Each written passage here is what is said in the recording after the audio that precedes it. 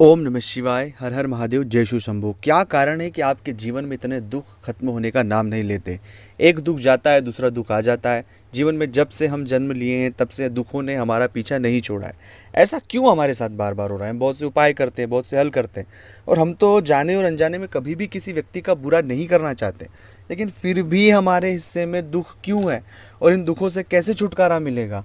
आखिरकार हमें विस्तार से ये चीज़ें बताएं, आप समझें, और इस पूरी जो घटनाक्रम हमारे साथ जीवन में हो रहा है दुखों को लेकर, ऐसा क्यों? और जब हम उन बुरे लोगों को देखते हैं, जो लोग बहुत बुरे हैं, ख़राब हैं, लेकिन उनके जीवन में सब चीज़ें बेहतर होती जाती है, हमें समझ ही नहीं आती कि ईश्वर का क्या न्याय है। और हम बहुत हताश और निराश हो जाते हैं। हमारे मन में कई सारे प्रश्न शुरू हो जाते हैं कि हमारे जीवन में इतना दुख, इतना पीड़ा क्यों है? हम तो हमेशा चीज़ों को लेकर बेहतर करना चाहते हैं। इस पूरे प्रश्न का जवाब मिलेगा, और अगर ऐसी परिस्थिति से आप जूझ रहे हैं तो ज़रूर इस वीडियो को पूरा और अंत तक देखकर इन दुखों से आपको छुटकारा मिलेगा, एक सही रास्ता मिलेगा, एक सही मार्गदर्शन मिलेगा, जिससे आपके जीवन में कई सारे सकारात्मक बदलाव आपको देखने को मिलेगा। आप सभी से निवेदन है कि चैनल को सब्सक्राइब नहीं किया तो प्लीज़ करें। कमेंट्स में भोलेनाथ का नाम लिखें। चाहते हैं अपनी कुंडली का विश्लेषण हमसे करवाना, स्क्रीन पर नंबर चल रहे हैं, आप आएँ, व्हाट्सएप पर अपॉइंटमेंट लेकर बात करें। उसका फीस शुल्क लागू है। दोस्तों, सबसे पहली बात है कि अगर आपके जीवन में बहुत दिनों से आप दुख हैं, हताश है, उसके पीछे एक मूल रीज़न होते हैं प्रारब्ध के कर्म की। इस जन्म में तो हमने कुछ ऐसे कर्म नहीं किए हैं जिससे हमें दुख आए, लेकिन बीते जो हमारे जन्म है उनमें ऐसे कुछ कर्म हैं हमारे, जिस कर्मों का फल हमें वर्तमान में मिल रहा है। तो इसलिए उस कर्म का जो पश्चाताप है वो हर एक व्यक्ति को करना होगा, चाहे मैं हूँ, आप हो, कोई भी हो। लेकिन उस कर्म के पश्चाताप में और जो उस कर्म के भाव हैं उसमें हमें इस तरह का भाव नहीं रखना है कि सब चीज़ें खराब चल रही है, सब चीज़ें बेकार होगी। इस तरह का भाव मन में कुछ भी नहीं रखना है, क्योंकि यह वर्तमान को ख़राब करता है। यह आने वाले समय में इस जन्म में जो किए जाने वाले हमारे अच्छे कर्म हैं, हम उन कर्मों को ख़राब कर रहे हैं। इसलिए उन सभी हालातों को एक सकारात्मकता में लेते हुए, उन हालातों से जूझते हुए हमें धीरे धीरे आगे बढ़ना है।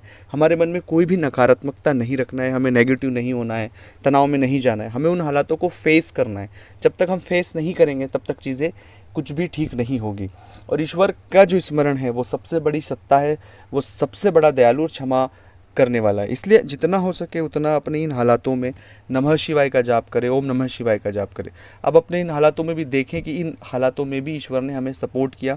हम जिन हालातों में अभी वर्तमान हैं, जो चीज़ें बेहतर हो रही है, वो भगवान की कृपा से हमारे जीवन में हो रही है।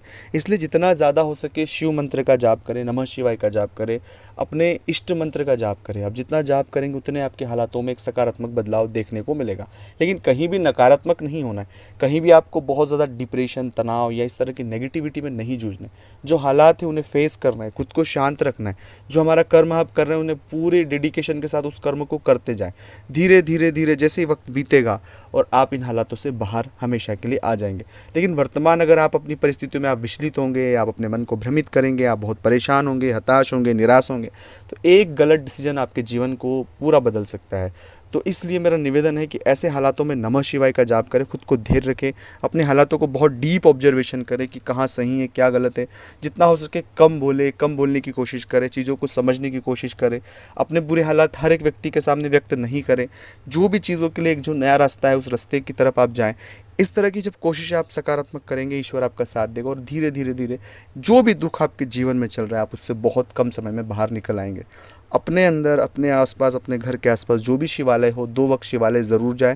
ओम नमः शिवाय का जाप जितना हो सके उतना जाप करें। आपके जीवन में बहुत कम समय में वो बदलाव देखने को मिलेगा जिसके बारे में आपने कभी सोचा नहीं होगा। तो अगर ये वीडियो अच्छा लगा तो लाइक करना, शेयर करना, कमेंट्स करना। मिलते हैं अगले वीडियो में। ओम नमः शिवाय।